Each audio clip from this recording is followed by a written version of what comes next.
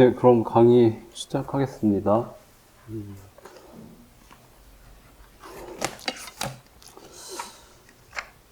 교재 생물 1의 1권이죠. 1권의 10페이지. 그러면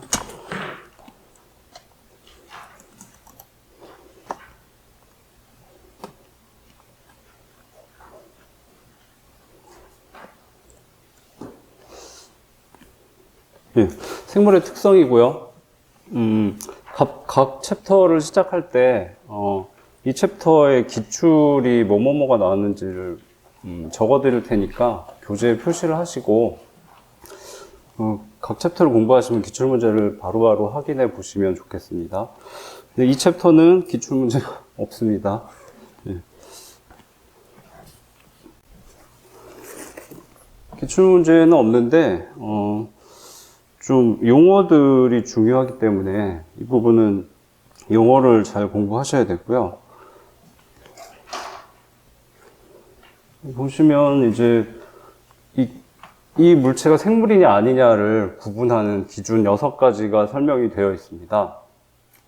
근데 이걸 뭐 두문자를 따면 뭐 이렇게 되는데 두문자를 따서 암기하셔도 되긴 한데 이걸 타겟으로 문제를 낼 가능성은 별로 없어 보입니다. 왜냐하면 쉽기 때문에 뭐 플라스틱이 발생을 하냐 생장을 하냐 뭐 이런 문제를 낼 수도 없고 여기서 생물학적 특성이 아닌 것은 이라고 내면 너무 쉬우니까 이걸 타겟으로 문제를 낼 것 같지는 않고요. 문제가 나오면 이 바로 뒤쪽이 바이러스입니다. 바이러스가 나온 이유는 바이러스는 생물학에서 생물과 무생물의 중간이라고 하죠. 생물의 특성도 갖고 있고 무생물의 특성도 갖고 있기 때문에 그래서 생물과 무생물을 구별하는 문제를 굳이 내고 싶다 그러면 바이러스를 낼 가능성이 높기 때문에 그래서 이 6개 부분은 그냥 보고서 이해하실 수 있으면 되고요. 대신 이 부분은 용어들을 좀 굉장히 날카롭게 기억을 하실 필요가 있습니다. 생물학에서 다 중요한 용어들이기 때문에 이것들을 좀 샤프하게 인식을 하셔야 나중에 뒤쪽을 잘 이해하실 수 있습니다. 그래서 이 챕터에서는 용어의 뜻을 좀 정확히 기억하시는 걸 목표로 하시면 좋겠고요. 샤프하게 기억하는 방법은 각 용어들에 대해서 정의가 있죠. 그 용어의 정의가 있으면 키워드를 몇 개를 잡아서 키워드를 암기하는 게 사실 가장 빠릅니다. 그래서 몇 번 반복하면 좀 인식이 되죠. 그래서 생물의 특성이 6가지가 나와 있는데 첫 번째는 세포로 이루어져 있다는 겁니다. 지구상의 모든 생물은 다 세포로 이루어져 있습니다. 유일한 예외가 바이러스죠. 무생물로도 볼 수 있지만 생물로 본다면 바이러스는 세포의 구조를 갖고 있지 않습니다. 아주 단순하죠.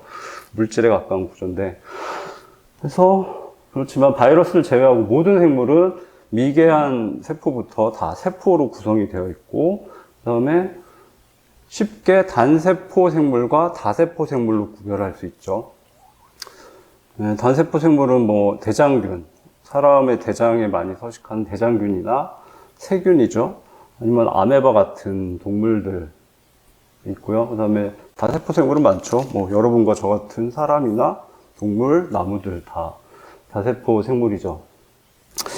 두 번째는 물질대사인데 물질대사는 정의를 좀 정확히 기억하시면 좋겠는데 생체 내에서 일어나는 모든 물질들의 분해와 합성을 포함하는 모든 화학 반응을 물질대사라고 합니다.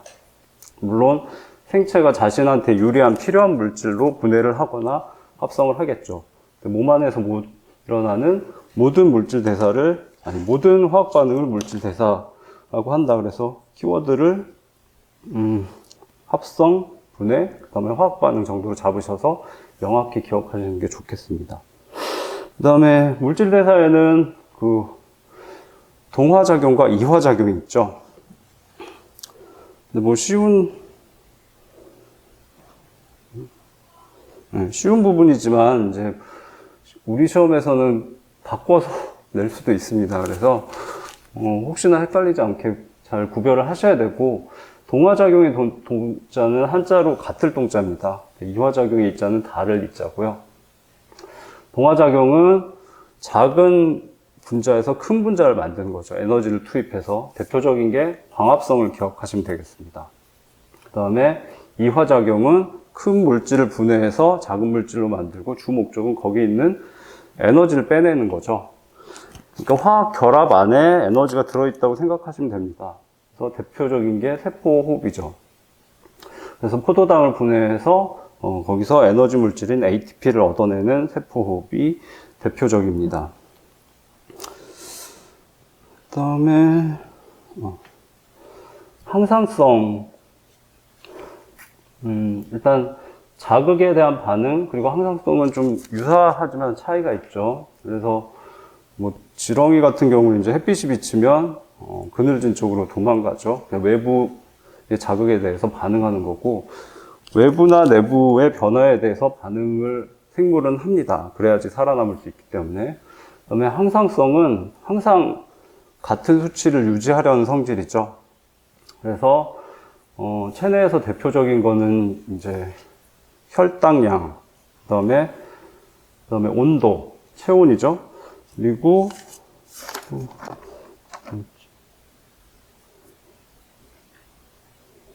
삼투압. 삼투압은 사람의 몸이 70% 정도의 수분으로 구성되어 있는데 그 안에 녹아있는 이온, 뭐 NaCl 같은 이온이나 마그네슘 같은 이온들의 농도에 의해서 그 이온들의 농도가 높으면 압력이 높아지게 되죠. 그 삼투압을 항상 일정하게 유지를 하려고 합니다. 그래서 항상성은 항상 같은 수치를 유지하려는 성질이다라는 걸 이해하시고, 그래서 교재에 이제 정의가 나와 있는데 환경 변화에 관계없이 체내 상태를 일정하게 유지하려는 성질이니까 환경 변화, 체내 상태 유지, 뭐 일정 정도를 키워드로 잡아서 기억하시면 좋겠습니다. 체온의 경우는 뭐 다 아시죠? 이 부분은 내용이 굉장히 쉽습니다. 가볍게 들으시면 되고, 체온은 더우면 땀이 나죠. 물이 증발하면서 체온을 시켜주죠. 그래서 체온을 조절할 수 있고, 그 다음에 혈당의 경우는 밥을 먹고 나면 이제 에너지원이 들어오기 때문에 혈액 속에 포도당의 농도가 굉장히 높아지죠. 근데 농도가 높게 유지되는 건 별로 좋지가 않기 때문에 적정한 수준으로 감소시키기 위해서 체내 이자에서 인슐린이 분비가 됩니다. 그 인슐린이 돌아다니면서 혈당을 낮춰주죠. 그 다음에 혈당 부분은 나중에 공부를 하실 텐데, 혈당의 의미는 온몸에 에너지원을 공급을 하는 겁니다. 포도당을. 온몸의 세포에 포도당을 공급을 하는데, 이게 혈액을 통해서 온몸으로 이동할 수 있는데, 너무 당의 농도가 높아도 좋지 않고 낮아도 좋지 않죠.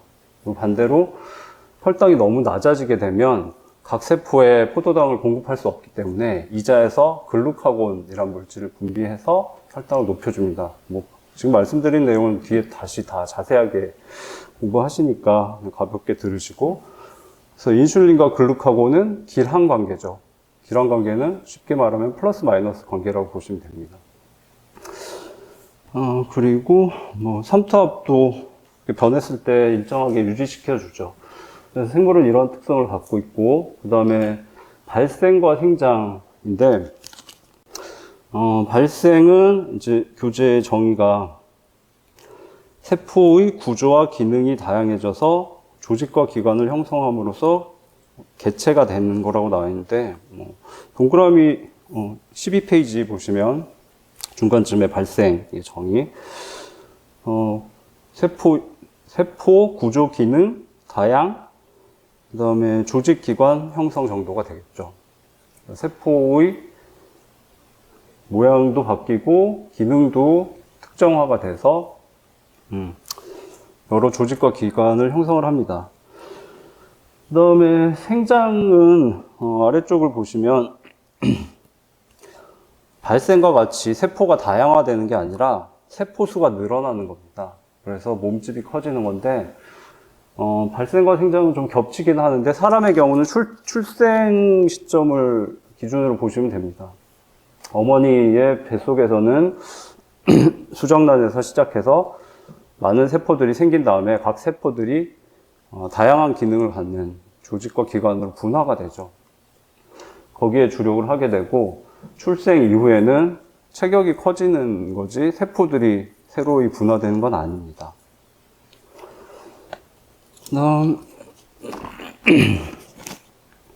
생식과 유전 부분인데 생식은 자손을 만드는 현상이죠. 그러니까 정확하게 기억을 하시는 게 좋은 게 약간 헷갈릴 수 있기 때문에 자손을 만드는 현상이라고 기억을 하시고, 그다음에 유전은 자손에게 형질을 전해주는 현상이죠. 생식에는 무성생식과 유성생식이 있다는 거 아실 거고, 좀 이따 좀 더 자세히 보겠습니다. 그다음에 적응과 진화가 나와 있는데, 적응과 진화는 좀 구별하기 애매합니다. 적응이라는 거는 환경 변화에 맞게 바뀌는 거고, 진화는 환경 변화에 맞게 바뀌는데 유전자가 변화되어서 이제 한 종이 다른 새로운 종으로 바뀌는 종 분화까지를 포함합니다. 그래서 진화가 사실 더 큰 개념이고, 적응이란 건 작은 진화라고 할 수 있습니다. 그래서 종 분화는 종의 구분은 핵심적인 게 같은 종 내에서는 생식이 가능합니다. 자손을 남길 수가 있죠. 근데 다른 종 간에는 자손을 남길 수가 없습니다. 그래서 종속 과목 강문계 기억하시는지 모르겠는데 이제 생물의 최소 분류 단위죠. 근데 그 종 분류의 핵심적인 기준은 서로 생식이 가능한가입니다. 호랑이랑 사자랑 교배는 할 수 있죠. 그래서 라이거라고 이제 2세가 태어나긴 하는데 라이거가 생식을 못합니다. 자손을 만들지 못하기 때문에 호랑이와 사자는 같은 종이 될 수가 없습니다. 자손을 만들어낼 수 없기 때문에, 유전자가 섞일 수가 없기 때문이죠. 그래서 여기 근데 위쪽 네 부분은 교재에 다 나와 있는 내용인데 하나의 개체에 관련된 내용입니다. 세포로 이루어져 있다, 물질 대사를 한다, 회성성이 있다, 발생, 생장을 한다는 자기 자신이 잘 살아남기 위한 반응이죠. 그 다음에 아래쪽에 생식, 유전, 적응, 진화 부분은 나도 잘 살아야 되지만 이제 자손을 많이 남기려는 종족 유지 측면입니다. 그래서 교재에서 좀 중요한 부분들을 보시도록 하겠습니다. 10페이지 보시면, 세포의 10페이지에 이제 한 5, 6번째 줄쯤에 세포의 정의는 생물의 구조적 단위, 기능적 단위입니다. 구조적, 기능적 단위.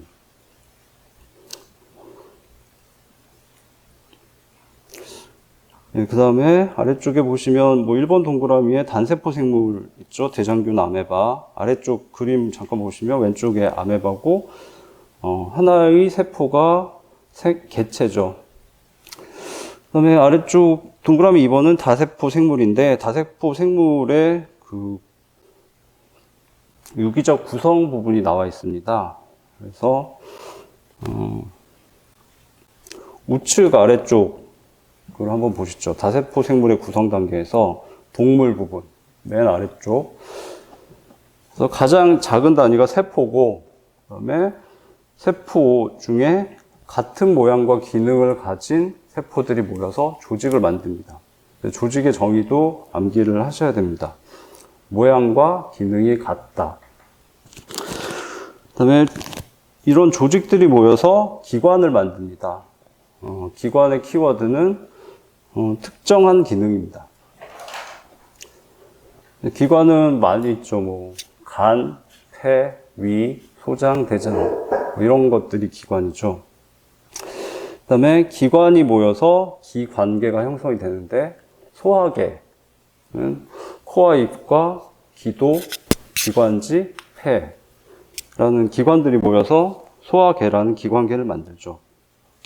그게 모여서 이제 개체가 되고요. 그 다음에 조직 중간쯤에, 오른쪽 중간쯤에 보시면 조직에 대해서 나와 있는데, 이 부분은 줄을 잘 치시고 기억을 하셔야 되는데요.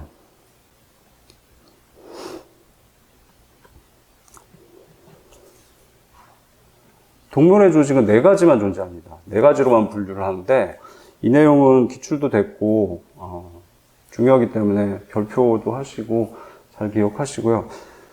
뒤쪽에 이제 인체 생리학이 있는데 그쪽 부분에서 자세하게 공부합니다. 근데 핵심적인 부분만 먼저 보시면은 상결근신만 암기하시면 됩니다. 동물의 조직은. 그래서 상피조직, 결합조직, 근육조직, 신경조직 4가지만 존재하고요. 상피조직은 뭐 쉽죠. 뭐 피부 조직이나 아니면 소장 내부에 음식물과 접하는 소장 내강 쪽의 조직 같은 것들이 상피조직이고, 근육조직은 뭐 다 아시죠. 골격근이나 뭐 내장근에 있는 근육 조직이고, 신경조직은 뉴런을 말하는 거죠. 신경세포들로 구성된.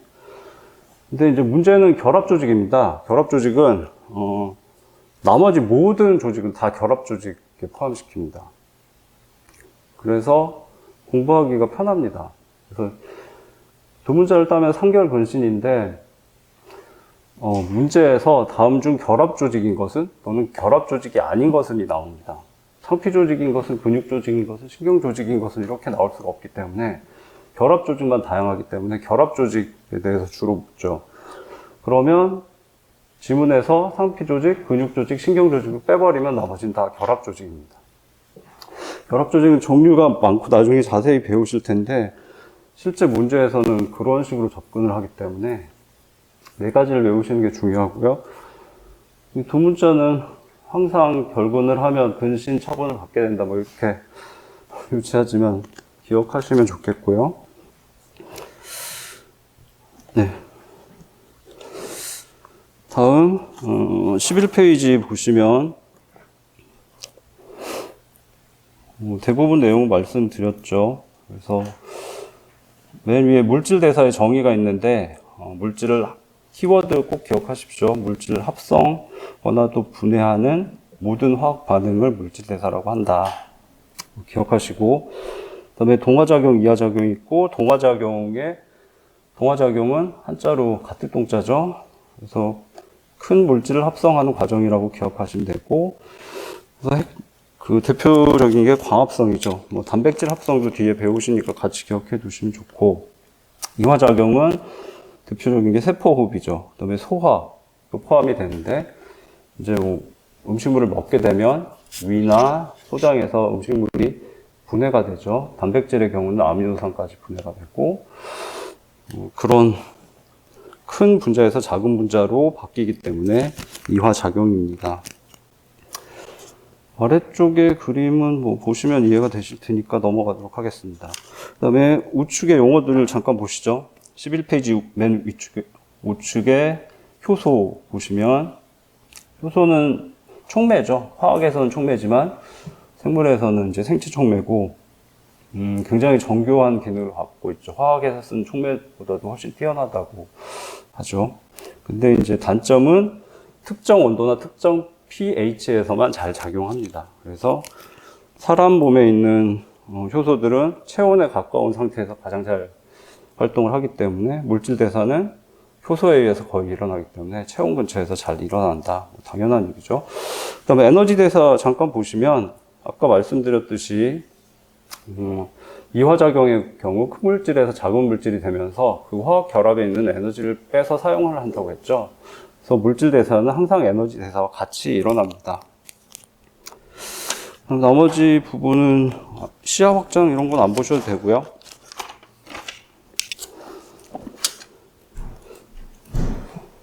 자, 그 다음에 12페이지 자극에 대한 반응 항상성 부분이죠. 그래서 자극에 대한 반응은 세 번째 줄 보시면 어두운 곳에서 고양이의 동공이 커지는 것, 외부 환경이 변하면 거기에 반응하는 거죠. 생물만 갖고 있는 특성이고, 동공이 커지는 것은 빛이 적기 때문에 동공을 키워서 투과되는 빛의 양을 늘리는 거죠. 그 다음에 항상성은 이제 항상 같은 수치를 유지하려는 성질이고, 여기 정의를 보시면 체내외의 환경 변화입니다. 체외만, 외부 환경만이 아니라 아까 말씀드렸듯이 밥을 먹어서 혈당이 높아졌다. 그럼 체내의 환경이 변한 거죠. 그것도 마찬가지로 혈당을 유지해 주려는 특성을 갖는데, 체내외의 환경 변화에 대해서 체내의 상태가 일정 수치를 유지하도록 하는 성질이 항상성이죠. 그 다음에 항상성은 신경계하고 내분비계 두 개가 작용을 합니다. 신경계는 굉장히 반응이 빠르죠. 뉴런으로 연결되는데, 뉴런도 나중에 자세히 공부하시겠지만, 뉴런 내부는 전기 신호로 전달이 됩니다. 그래서 굉장히 빠르고, 근데 내분비계는 호르몬으로 전달하죠. 호르몬이 분비되면 혈액을 통해서 돌다가 온몸의 세포에 전달이 되죠. 그래서 느립니다. 그렇지만 지속적이죠. 그 다음에 아래 그림은 좀 봐두시면 좋겠죠. 일단 발생과 생장을 한다. 4번을 보시겠습니다. 발생하고 생장은 차이가, 발생은 세포 구조 기능이 다양해져서 분화가 되는 거죠. 그래서 조직과 기관을 형성하고 이제 몸의 여러 부분이 다른 기능을 가져야지 하나의 개체가 될 수 있으니까 거기까지가 발생이고, 생장은 아래쪽을 보시면 세포수를 늘려서 성체로 자라난다. 몸 크기를 키우는 부분이죠. 우측에 그 기준은 사람의 경우는 이제 출생이라고 나와 있고, 아래쪽 그림을 보시면 개구리의 경우는 알에서 태어나기 때문에 어린 개구리가 되는 정도까지가 발생이고 나머지가 생장이다. 그러니까 세포가 기능들이 분화되는 것들은 발생이고 세포수가 늘어서 커지는 건 생장이다 정도를 기억하시면 되겠습니다. 그래서 생장의 키워드는 세포수를 늘려 몸의 크기가 커진다 정도가 되겠죠.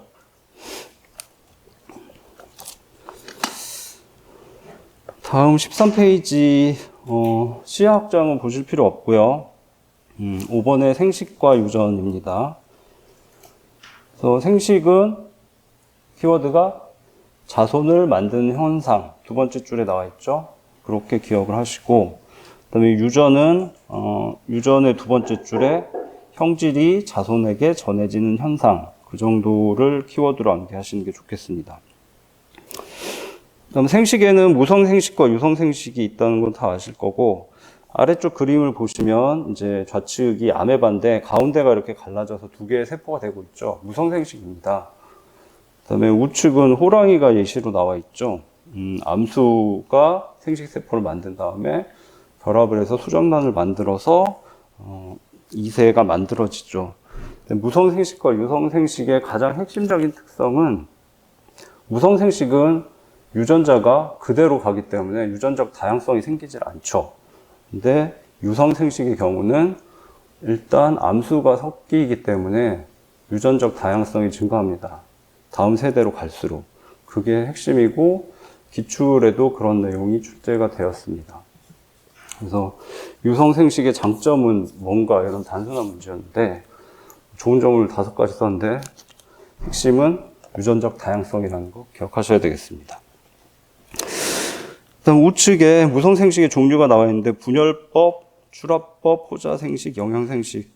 근데 좀 그냥 가볍게 봐두시면 되고요. 분열법은 아까 보신 아래쪽 좌측 그림의 아메바가 이렇게 반으로 갈라지죠. 이게 분열법이고, 출아법은 출아에서 아자는 그 새싹이라는 뜻입니다. 새싹아.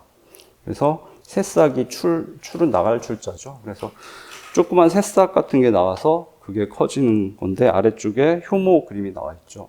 그래서 아메바처럼 1대1로 분열하는 게 아니고 조그만 새싹이 나와서 새싹이 커지는 방식을 출합법이라고 합니다. 그다음 포자생식도 잘 모르셔도 되는데, 이제 고등 식물들은 이제 암수가 결합을 해서 유성 생식을 하는데, 좀 하등한 식물이나 상황에 따라서는 그냥 유성 생식이 아니고 암수 없이 그냥 포자를 만들어서 자손을 만드는 경우가 있습니다.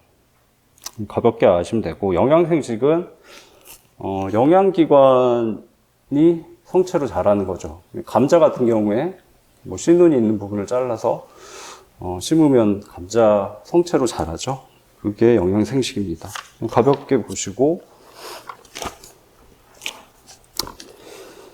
다음 적응과 진화. 적응과 진화는 좀 구별하기가 애매하다고 말씀드렸죠.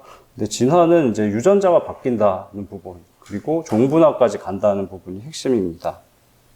그래서 둘 다 이제 환경의 변화에 맞춰서 변화하는 현상이고, 그래서 적응까지 암기하실 필요는 없을 것 같고, 진화 부분의 키워드는 다시 말씀드리면 환경 변화에 적응해서 유전자가 변한다, 그 다음에 종분화가 일어난다 까지입니다. 그래서 종분화는 아까 말씀드렸듯이 다른 종으로 하나의 종이었는데 사는 지역에 따라서 종이 갈라지게 되면 다시 생식을 못합니다. 두 종이. 그러니까 유전자가 섞일 수가 없기 때문에 진화에서는 굉장히 중요한 개념이죠. 그 다음에 여기 가운데 그림을 보시면 갈라파고스 군도의 핀치새가 나오죠. 근데 갈라파고스 군도의 핀치새는 기출에서도 여기저기 나올 수 있기 때문에 잘 기억하셔야 됩니다. 단어 하나하나를. 갈라파고스, 군도, 핀치새. 근데 군도라고 나와 있죠. 이제 군도의 특성은 섬인데 섬의 모임이죠. 군도기 때문에. 그래서 섬들이 이렇게 흩어져 있는데 이 핀치새가 그냥 쉽게 날아서 이동하기엔 어려운 거리로 벌어져 있는 거죠. 섬들이 떨어져 있는데 초기에는 열심히 날아서 이제 여기저기 퍼졌죠. 근데 왕래를 하기엔 힘든 거리고, 그래서 그 섬에 많이 존재하는 먹이에 맞춰서 부리 모양이 다 바뀐 거죠. 그래서 사진을 보시면 열매를 먹는 새, 곤충을 먹는 새, 선인장을 먹는 새, 씨를 먹는 새가 나와 있는데 부리 모양이 다 다르죠. 그래서 이 그림만 이해하시면 됩니다.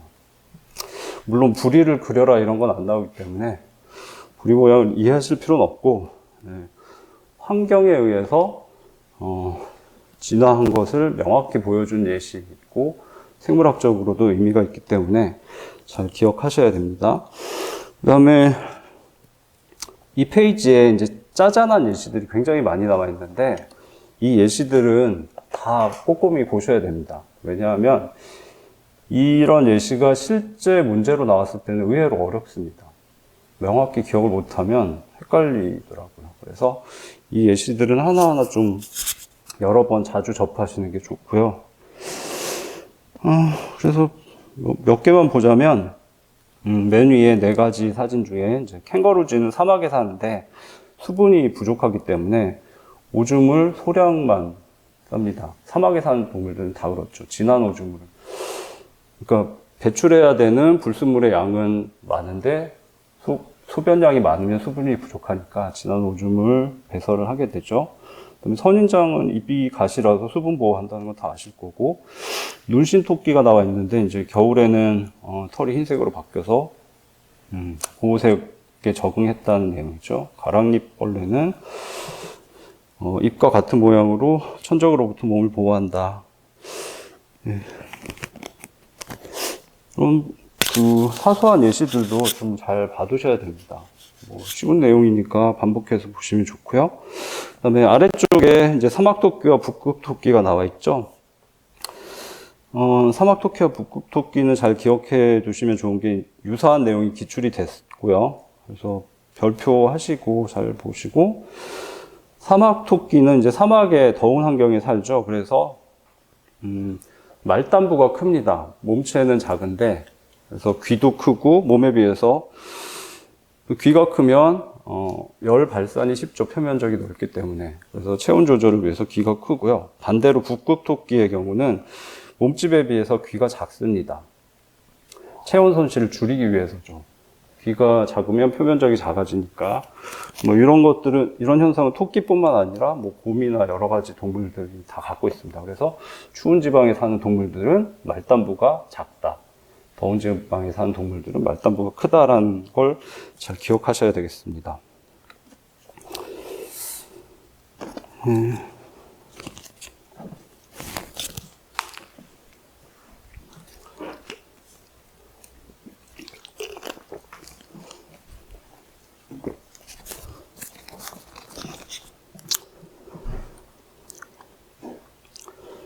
그래서 뭐 어렵지 않은 내용이니까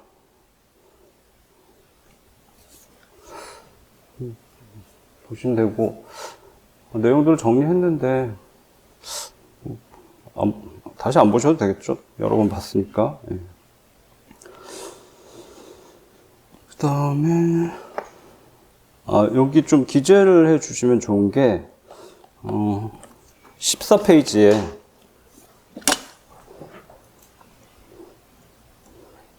적응과 진화 부분인데, 이 부분을 교재에 기재를 하시고, 지금 처음 공부하실 때는 이제 개별적으로 공부를 하시지만, 한번 1회독 하신 후에는 관련이 있는 부분을 같이 공부하시는 게 훨씬 편하죠. 효율적이고. 그래서 중간중간에 이런 부분이 있으면은 체크를 해드리니까 기재하시고 같이 공부하셨으면 좋겠고요. 다음에 15페이지 이제 바이러스입니다. 근데 바이러스도 여기 뒤쪽에 같이 공부하신 좋은 부분이 있어서 기록해 놓으시면 좋겠고요.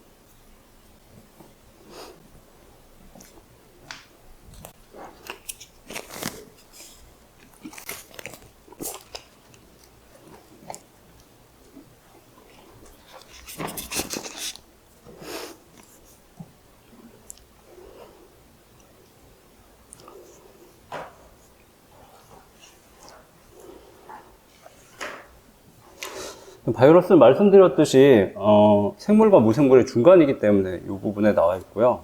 아까 앞부분에서 생물의 정의가 뭐냐 이런 걸 내고 싶을 때는 바이러스를 낼 가능성이 있습니다. 그 다음에 기존에는 사실 바이러스나 세균을 그렇게 열심히 공부하진 않았는데, 좀 아까 말씀드렸듯이 세균에 대해서도 동시에 두 문제가 나왔고, 그 다음에 올해 2월에도 세균 관련 문제가 하나 나온 걸로 알고 있거든요. 그래서 세균도 좀 주의를 하셔야 될 것 같고, 바이러스도 주의를 하셔야 되고, 바이러스는 코로나가 문제가 되면서 이제 코로나에 대한 문제를 낼 때 지문이 부족한 바이러스 일반 이론을 같이 낼 수 있죠. 바이러스 이론을 이해 못하고 코로나 이론을 이해할 수는 없으니까 좀 신경을 쓰셔야 되고, 또 한 가지는 바이러스가 좀 중요해진 이유는 원래 좀 굉장히 위험한 바이러스는 대부분 레트로 바이러스였습니다. 그래서 나중에 자세히 공부하실 텐데, 대표적인 게 에이즈 바이러스가 레트로 바이러스고, 레트로 바이러스는 무서운 게 RNA를 유전 물질로 갖고 있는데, 숙주 세포 안에 들어가면, 에이즈의 경우는 이제 사람의 면역 세포에 들어가서 RNA를 집어넣습니다. 면역 세포 안에. 그 다음에 자신의 효소를 이용을 하는데 역전사 효소가 있습니다. 그래서 그 RNA에 해당하는 DNA를 만들어냅니다. 바이러스의 DNA죠. 그 다음에 그 DNA를 사람의 크로모좀, 염색체에 끼워 넣습니다. 아무 데나 막 끼워 넣죠. 결국 필요할 때 나와서 그 면역세포의 영양분들을 다 이용을 하죠. 단백질 합성 기구 같은 걸 다 이용을 해서 자신의 자손 바이러스를 잔뜩 만든 다음에 그 면역세포를 죽이고 나옵니다. 그래서 에이즈에 걸린 경우는 면역체계 활성화가 안 되기 때문에 가벼운 병에만 걸려도 합병증으로 죽죠. 근데 이제 레트로바이러스는 이렇게 좀 무서운데, 기존의 위험한 바이러스들은 레트로바이러스들이 많았습니다. 그래서 생물학계에서는 레트로바이러스만 주의하면 인류가 안전할 거라고 생각했는데, 생각지도 못한 코로나 바이러스가 2003년에 발병을 했는데, 코로나 바이러스가 위험할 거라는 생각을 그때까지 한 사람들은 없었을 겁니다, 아마. 생물학계에도. 그러더니 메르스가 발병을 했고, 이제 코비드 19까지, 사스코브2까지 왔죠. 그래서, 사실, 좀 인류가 바이러스에 대해서 좀 더 알아야 되지 않나라는 생각이 들 수밖에 없거든요. 생물학 공부한 입장에서는. 그래서 바이러스 좀 신경 써서 공부를 하시고요. 이게 뒤쪽에도 좀 내용이 또 나오고, 그 다음에 그 서브노트에도 좀 내용을 정리를 했습니다. 나중에는 다 같이 공부를 하셔야 되는데, 그 내용이 좀 어렵기 때문에 지금은 요 교재에 있는 좀 기본적인 내용만 일단 보시도록 하겠습니다. 자, 15페이지 위쪽을 보시면 이제 생물과 비생물의 경계라는 거 말씀드렸고, 그다음에 모양이 매우 다양하다라고 나와 있죠. 중간쯤 그림을 보시면 좌측에 박테리오파지가 있습니다. 찾으셨어요? 중간 그림 좌측에 박테리오파지인데 요겁니다. 원래 영어로 박테리오페이지고 이 박테리오는 박테리아를 의미하죠. 박테리아 세균이죠. 생물학에서는 세균과 박테리아는 동일어입니다. 박테리아를 번역한 게 세균이기 때문에 세균이고, 그 다음에 오는 보통 단어들을 연결할 때 좀 많이 씁니다, 영어에서. 페이지는 먹다란 뜻입니다. 그래서 박테리아를 잡아먹는 바이러스란 뜻이죠. 그리고 그냥 페이지라고도 많이 쓰고요.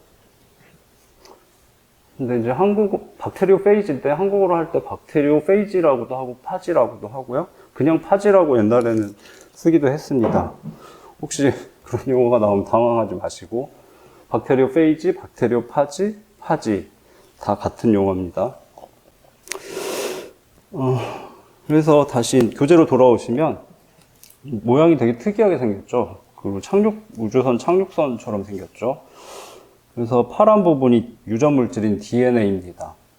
그리고 바깥쪽 부분이 DNA를 보호하고 숙주세포에 침투시키기 위한 단백질들이죠. 그다음 좌측 아래, 맨 아래쪽에 좌측 그림을 보시면 아데노바이러스가 있는데 얘는 12면체인가요? 정확히 모르겠는데 다면체 형태로 되어 있습니다. 안에 DNA가 들어있고 바깥쪽은 같은 단백질들이 무수하게 반복돼서 12면체 정도를 형성을 하죠. 그다음에 우측에는 인플루엔자 바이러스가 있는데 안쪽에 RNA, 유전물질로 RNA를 갖고 있습니다. 그리고 단백질 껍질이 있고 바깥쪽에 구형 모양이죠. 이건 아마 엔빌럽일 겁니다. 나중에 공부하실 텐데 바이러스는 기본 구조가 유전물질에 자신을 보호하는 프로틴 2개가 기본 구조입니다. 그 기본 구조만 갖고 있는 바이러스들도 있고 어떤 바이러스는 숙주세포에 침입했다 나올 때 숙주세포의 생체막을, 세포막을 뺏어서 나옵니다. 그리고 자신의 보호막으로 쓰죠. 그걸 엔빌럽이라고 하고요. 시험에서도 출제될 수 있는 부분이고 이제 나중에 자세히 공부하실 거고요. 보시다시피 이제 모양이 굉장히 다양합니다. 그래서 위쪽으로 다시 올라가셔서 모양이 다양하다는 거 보셨고, 그 다음에 세균보다 훨씬 작다라고 되어 있는데, 나중에 진핵세포, 원핵세포를 곧 공부하시게 될 텐데, 진핵세포와 원핵세포는 크기가 엄청나게 차이가 납니다. 가로, 세로, 높이를 따지면 대충 10배 정도 차이가 납니다. 부피로 따지면 10 곱하기 10 곱하기 10이니까 1000배 차이가 나죠. 그래서 사람의 세포 크기와 세균 세포 크기는 거의 1000배 차이가 난다고 보시면 됩니다. 어마어마한 차이죠. 그 다음에 세균과 바이러스의 차이도 10배, 10배, 10배 정도 생각하시면 됩니다. 그래서 거의 1000배 차이죠. 굉장히 작습니다, 바이러스는. 단순하기 때문에. 그러니까 당연히 뭐 세균 여과기는 통과하겠죠. 그 다음에, 아랫줄 보시면 이제 핵산으로 DNA, RNA를 갖고 있다고 표기되어 있는데, 이거는 빨간 줄을 그으시고, 잘 기억하셔야 됩니다.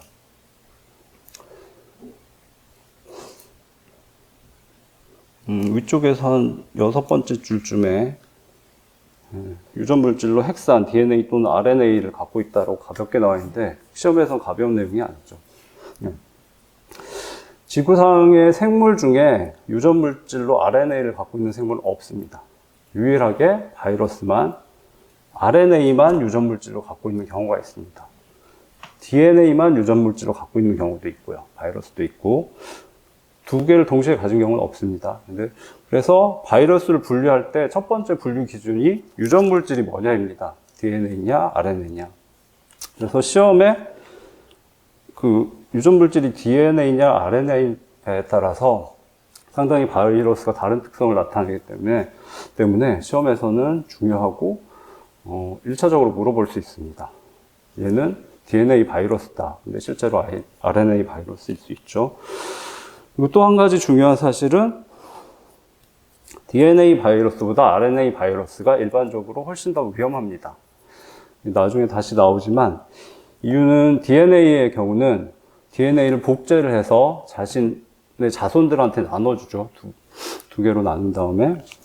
바이러스 경우는 막 동시에 많이 만들어서 자손들한테 유전물질을 주는데, DNA 복제는 복제를 하다가 DNA가 길잖아요. 잘못됐을 때 프루프 리딩이라고 검증하는 과정이 있습니다. 그래서 성보적인 DNA가 결합 안 되고 잘못되면 그걸 고칠 수 있는 기능이 발달되어 있습니다, 보통.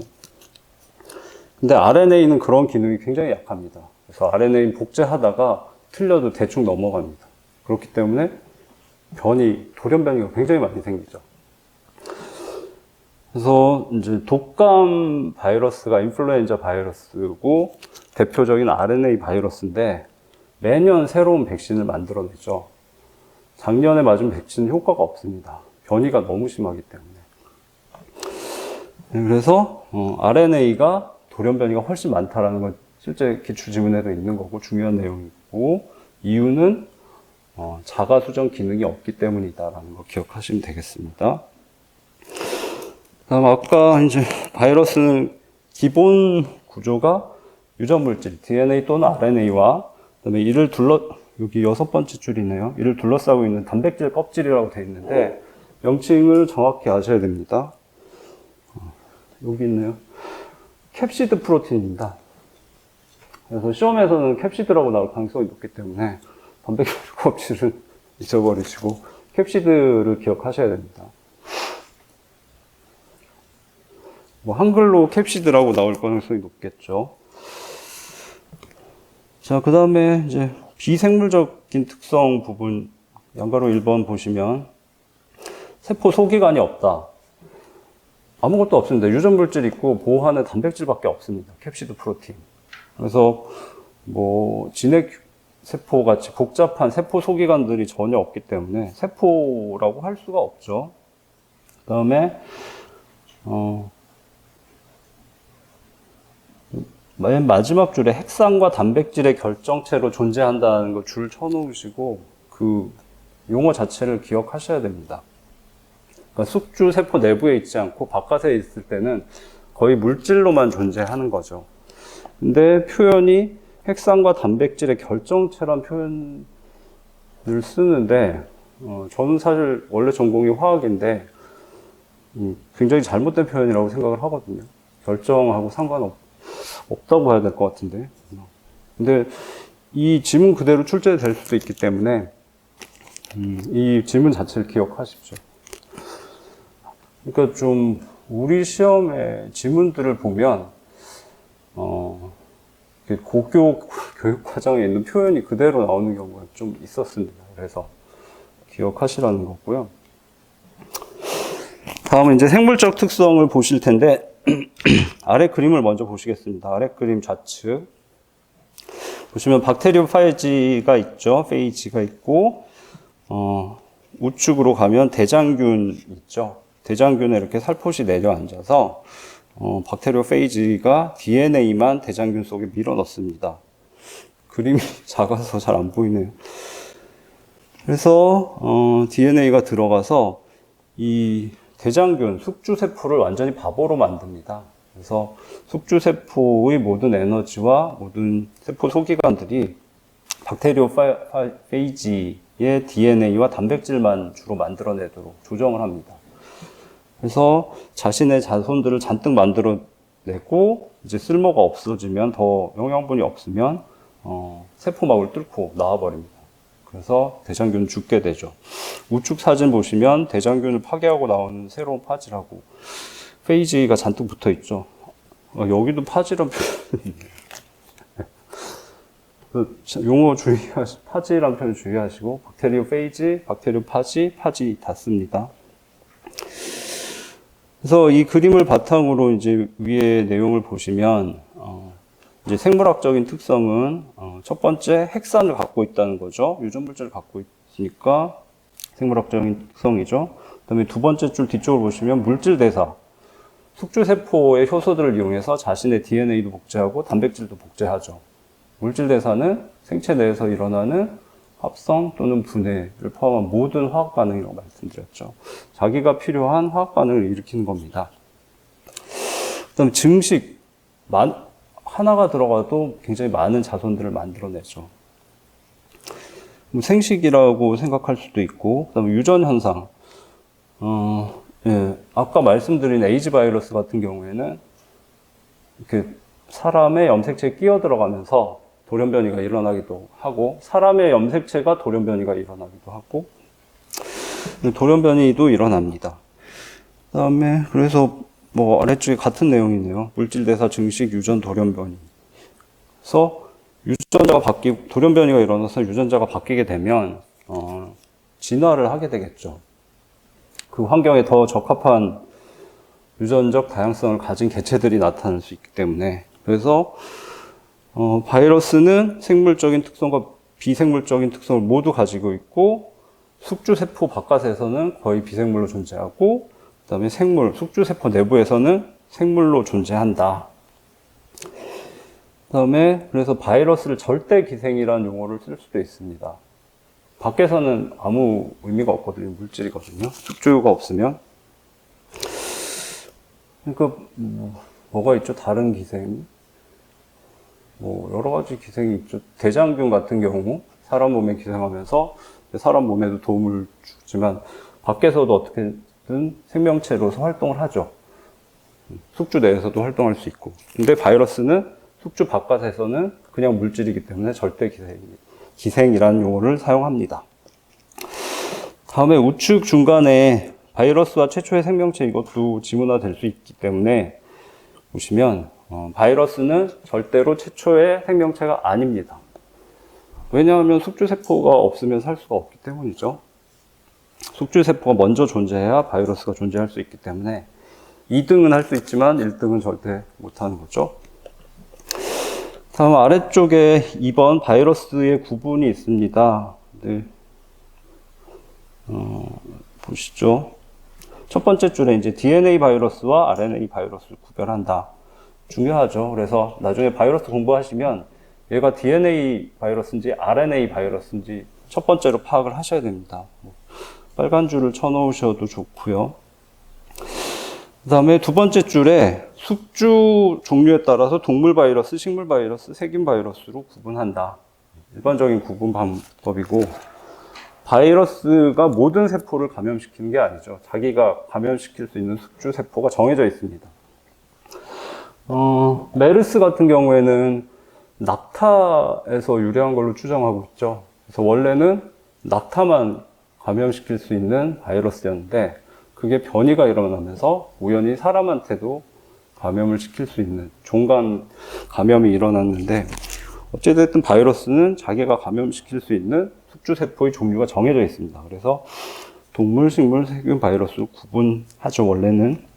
그 다음에 세 번째 줄에 질병을 유발하기도 한다. 당연한 얘기고요.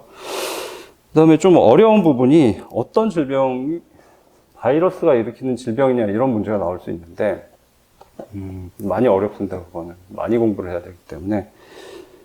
우선 질병을 일으키는 병원체의 대표가 두 가지죠. 바이러스하고 세균, 박테리아입니다. 그걸 구별해라. 생물학 전공한 사람들도 어렵습니다. 병리학자가 아니면. 근데 몇 가지는 좀 기억을 하셔야 되는데, 감기하고 독감은 바이러스입니다. 독감은 아까 말씀드렸죠. 인플루엔자 바이러스고, RNA를 유전물질로 갖고 있는데, RNA는 DNA보다 변이가 심하다고 말씀드렸죠. 그래서 백신이 매년 바뀌어야 된다. 그 다음에 감기는 좌측 아래 그림에 있는 아데노바이러스가 주로 일으키고 여러 가지 바이러스들이 일으킵니다. 기재를 해놨네요. 그 다음에 간염은 C형 간염 바이러스라는 이름을 그냥 기억하시면 됩니다.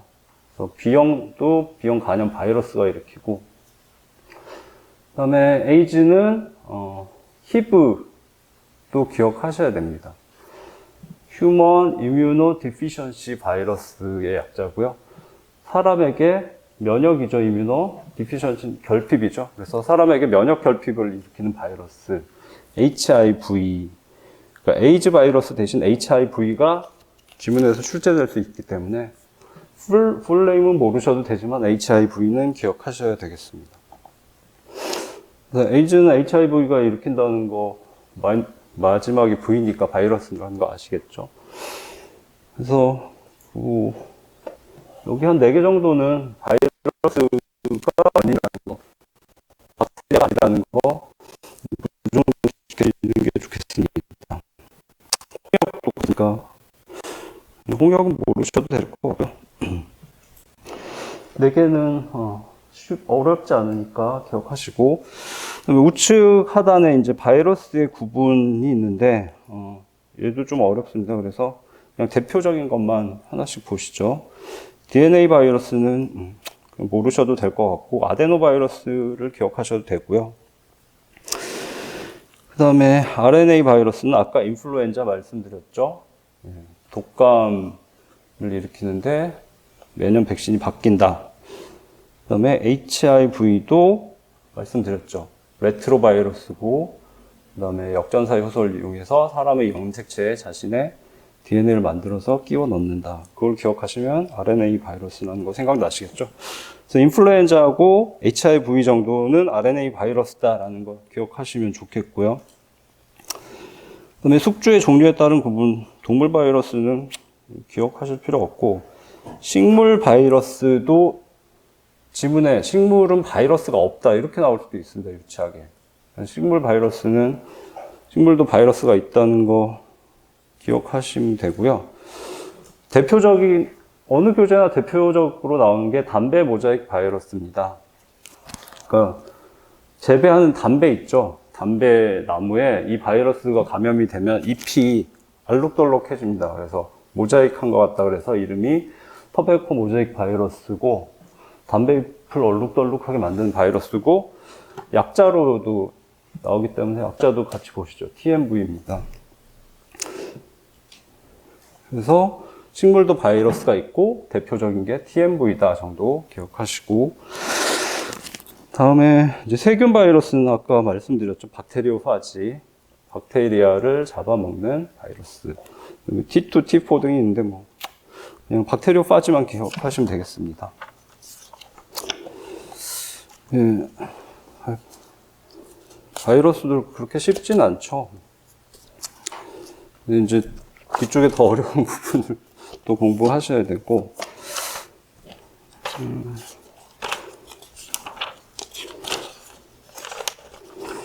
다음 24페이지로 가셔서 생명과학의 특성과 탐구 방법인데, 여기도 기출이 없습니다. 기출 X고요. 여기는 안 보셔도 됩니다. 우리 시험하고 상관없는 부분이기 때문에 안 보셔도 되고, 근데 이제 중간중간에 좀 용어들을 기억해야 되는 게 있어서 그 용어들만 몇 개 보고 넘어가겠습니다. 첫 번째 1번 생명과학 특성 보실 필요 없고요. X표 하셔도 되고요. 아래쪽 그림은 중요합니다. 그래서 아래쪽 그림은 잘 봐두셔야 되는데, 별표 하시면 좋고, 이제 생물학, 생명과학의 연구 대상을 그 계층별로 표시한 거고요. 위쪽부터 보시면 분자는 생물학에서 단백질, 지질, 인지질, 탄수화물, 핵산 이런 것들 자세히 공부하셔야 되죠. 핵심 분야 중에 하나고, 분자들이 모여서 이제 세포 소기관들을 만드는데, 그건 생략되어 있는데 모르셔도 되고, 세포 생물학이 있죠. 세포도 연구하고, 그다음에 아까 동물의 체계에서 세포가 모여서 조직이 됐죠. 그러니까 기능과 형태가 유사한 또는 같은 세포들이 모여서 조직을 이루죠. 조직이 모여서 기관을 이루죠. 기관은 키워드가 특정한 기능이었죠. 특정한 기능을 하는 기관을 이루고, 그 다음이 기관계가 빠져 있죠. 기억하시면 되고, 호흡 신경계다 그러면 뇌나 척수, 그다음에 이 말단 뉴런까지 포함이 되겠죠. 그 다음이 기관계들이 모여서 개체를 이루죠. 개체는 독립 생활을 한다는 게 키워드입니다. 그 다음에 개체군, 군집이 나와 있는데 개체군과 군집은 주의하셔야 됩니다. 이게 좀 헷갈리는지 실제로 기출도 됐고요. 그래서 개체군은 한 종들이 모여 있는 게 개체군입니다. 일정 지역에 흰꼬리 사슴이었나? 사슴도 종이 굉장히 많죠. 그 중에 특정 하나의 종, 흰꼬리 사슴들만 모아놓은 게 개체군입니다. 개체들이 모인 거죠. 군집은 일정 지역에 굉장히 많은 종들을 다 포함을 합니다. 개체군하고 군집이 근데 의외로 헷갈리니까 잘 기억을 하셔야 됩니다. 개체 다음 개체군, 그 다음 군집입니다. 그 다음에 생태계가 나와 있는데 생태계는 주의하셔야 될 게 비생물적 환경 요인도 포함합니다. 일정 지역의 군집, 모든 많은 종의 생물들에 더해서 환경 요인이 들어갑니다. 햇빛, 토양, 물 이런 것들이 들어가죠. 그다음 마지막으로 생물권인데 지구상에 생물이 존재하는 영역 전체로 나와 있죠. 그래서 땅속 깊은 곳에 미생물이 없으면 그쪽은 포함이 안 되겠죠. 하늘 높은 곳에도 새들이 없으면 이제 포함이 안 되고, 바다도 깊은 곳에 생물이 없으면 포함이 안 되고, 주로 지표 쪽인데 생물이 존재하는 모든 영역이 생물권입니다. 생물은 무생물을 연구하지 않기 때문에 당연하겠죠. 그래서 우측에 개체군과 군집 그리고 생태권과 생물권 설명이 있는데 개체군하고 군집 헷갈리지 않도록 잘 구별하시고 생태계는 비생물적 환경, 그러니까 온도, 물 이런 것들이 다 포함된다는 거 기억하셔야 되겠습니다. 다음 다른 건 안 보셔도 되고 25페이지 가시면 양가로 1번이 있죠. 그 세 번째 줄에 왓슨과 클릭 얘기가 잠깐 나옵니다. 그래서 DNA의 구조를 밝힌 사람들이 왓슨과 클릭이죠. 클릭인데 DNA에서 핵심은 이중 나선 구조죠. 나중에 자세히 공부하시겠지만 두 개의 폴리뉴클레오타이드가 이렇게 서로 꼬이면서 돼 있죠. 그걸 처음 발견했는데 우측 결정학과 X선 회절이 나와 있는데 이건 좀 내용을 아셔야 됩니다. 결정은 작은 물질의 구조를 보고 싶을 때 결정을 만들어야 됩니다. 이유는 화학적인 부분인데 결정의 정의는 그 물질을 봤을 때 일정 거리마다 일정 구조가 반복돼야지 결정입니다. 소금 결정 화학에서 혹시 공부하셨으면 기억나실 텐데 결정의 기본적인 이론은 일정 거리마다 일정 구조가 반복된다. 이쪽으로도 마찬가지죠. XYZ 3차원으로 그 결정을 이제 아래쪽에 결정의 구조를 볼 때 엑스레이 회절을 사용을 합니다. 그러니까 에너지가 강한 엑스레이를 그 결정에다 때립니다. 그러면 이 엑스레이가 이제 부딪힌 다음에 휘는데 이게 파장이기 때문에 보강 간섭, 상쇄 간섭이 일어납니다. 물리에서 이제 배우실 텐데. 근데 결정의 특성은 일정 거리마다 일정 구조가 반복된다 그랬죠. 그래서 보강 간섭이 일어나는 건 계속 더 보강됩니다.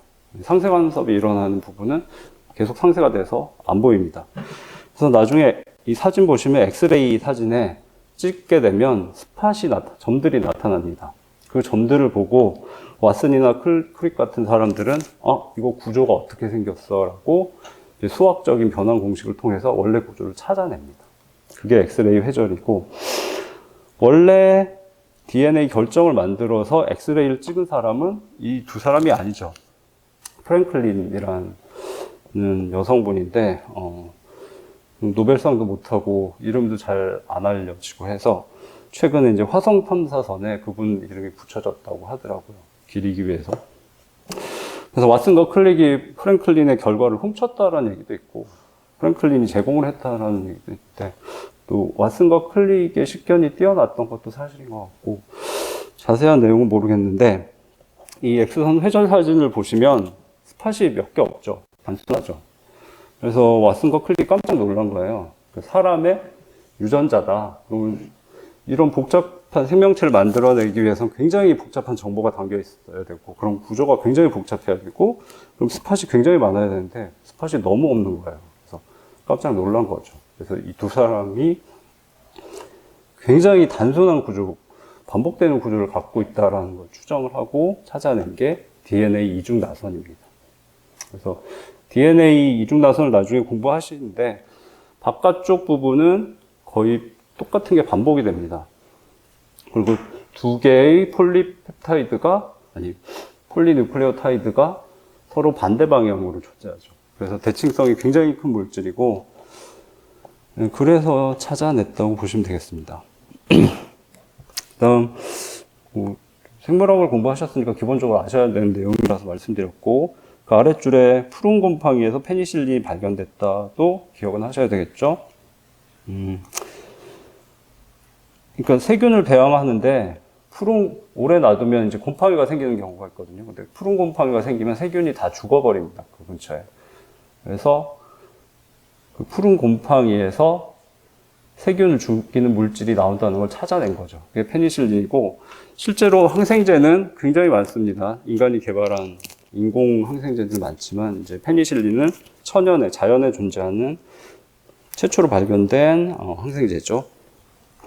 그다음 쭉 내려가셔서 다른 건 안 보셔도 되고, 동그라미 3번의 생물정보학 용어 정도는 기억하셔야 되는데, 이제 생물학, 생명과학이 굉장히 급속도로 발전하면서 동시에 많은 걸 분석할 수 있게 되니까 데이터량이 엄청나게 많아진 겁니다. 그래서 사람의 머리로는 계산을 할 수 없기 때문에 결국 정보학, 주로 컴퓨터를 사용하는 정보학하고 통계학들이 합쳐져서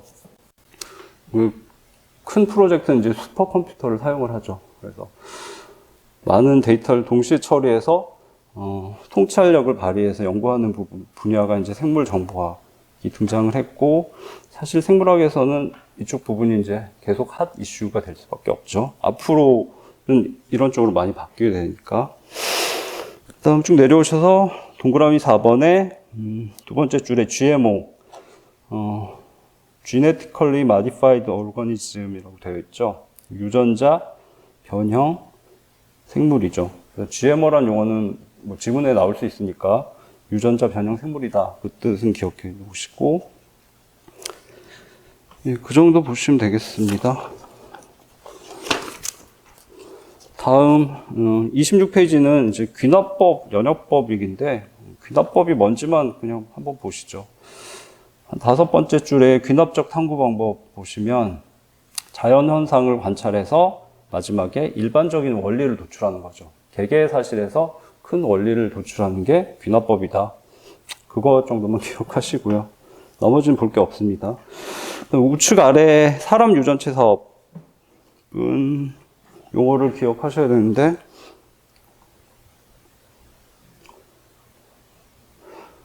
네. 사람 유전체 사업, 한글로는 이렇고 휴먼 지놈 프로젝트였습니다.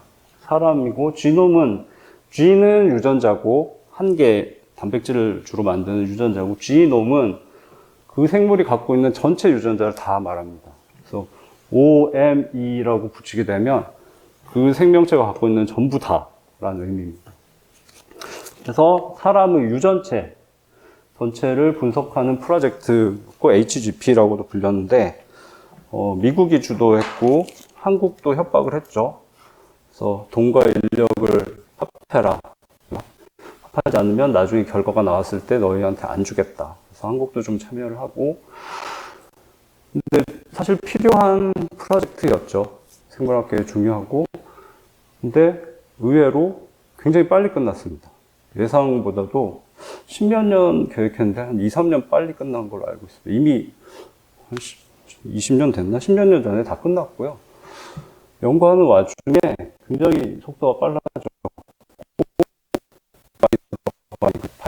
바이오의 기법들도 계속 발전하고 돈이 연구비가 들어오니까, 그다음에 바이오 머신 분석 기계들이 굉장히 빠르게 발전했습니다. 그래서 순식간에 끝났죠. 지금은 이제 한 사람 한 사람의 유전자를 분석할 수도 있는 시대가 된 거죠. 좀 의미가 있는 사업이었고요. 그 다음에 27페이지 가셔서 연역법이 뭔가만 보시면 되죠. 우측 가운데 부분의 연역, 일반적인 일반적인 원리에서 특수한 사실을 끌어내는 게 면역법이죠.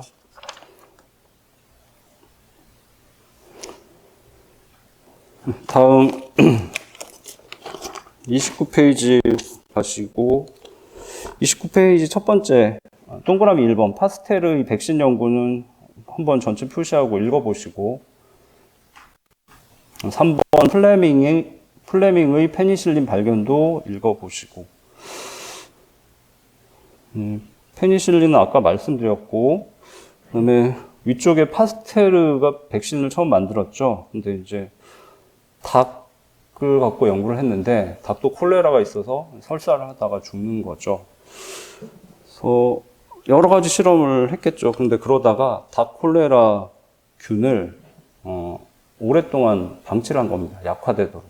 그거를 닭한테 주입을 했더니 닭이 좀 시름시름 앓다가 다시 살아났고 그 닭은 강한 닭 콜레라 균을 주입을 해도 콜레라에 감염이 안 되죠. 그게 백신이 처음 발견된 거죠. 백신도 나중에 좀 자세히 공부를 하셔야 되는데 기본 개념만 말씀드리면 사람의 경우에 사람은 선천성 면역과 후천성 면역이 있습니다. 선천성 면역과 후천성 면역의 가장 큰 차이점은 선천성 면역에 관계되는 세포들은 외부 물질은 무조건 다 제거를 합니다. 외부에서 들어오면 이게 병원체든 먼지든 뭐든 다 제거를 합니다. 근데 후천성 면역은 그걸 구별하는 게 아니라 바이러스라고 하면 바이러스 표면의 끝부분의 작은 부분을 항원으로 인식을 합니다. 그래서 걔만 잡는 겁니다. 특정 바이러스의 특정 부위. 그래서 사스코브2다 그러면 사스코브2에 코로나 바이러스 이렇게 볼록볼록 튀어나와 있거든요. 스파이크라고 하는데 스파이크 끝부분, 그 부분만 인체의 항체를 만드는 세포가 거기에 결합하는 항체만 잔뜩 만들어냅니다. 그래서 항체를 만들어내는 세포 숫자도 굉장히 많아지고 항체도 엄청난 수를 만들어서 그 코로나 사스코브2 같은 바이러스를 잡는 거죠. 그래서 후천성 면역의 특성은 하나만 잡습니다. 한 가지 병원체. 근데 이제 바이러스가 들어와서 감염이 됐다. 항체가 형성이 돼서 그 바이러스들을 다 죽였다. 그러면 이제 면역세포들도 필요가 없으니까 다 없어집니다. 근데 후천성 면역에서의 가장 큰 특징은 메모리셀, 기억세포가 남습니다. 그래서 기억세포가 계속 존재하다가 똑같은 항체를 가진 그 바이러스의 끝부분이죠. 항원을 가진 바이러스가 재침입하게 되면 순식간에 항체를 만드는 세포들을 증식을 시켜서 순식간에 만들어냅니다. 처음 감염됐을 때는 보통 항체가 생성되는데 한 일주일 걸린다고 합니다. 근데 똑같은 항체가 생성된 바이러스는 똑같은 바이러스가 들어오면 거의 하루 이내 순식간에 생겨서 이 바이러스를 초기에 제압을 해버리는 거죠. 그래서 바이러스나 박테리아의 감염과 면역체계 싸움은 사실 숫자 싸움이거든요. 초기에 누가 빠르게 증식하느냐에 따라서 결판이 나는데, 그래서 후천성 면역의 경우는 이렇게 기억 기능이 있습니다.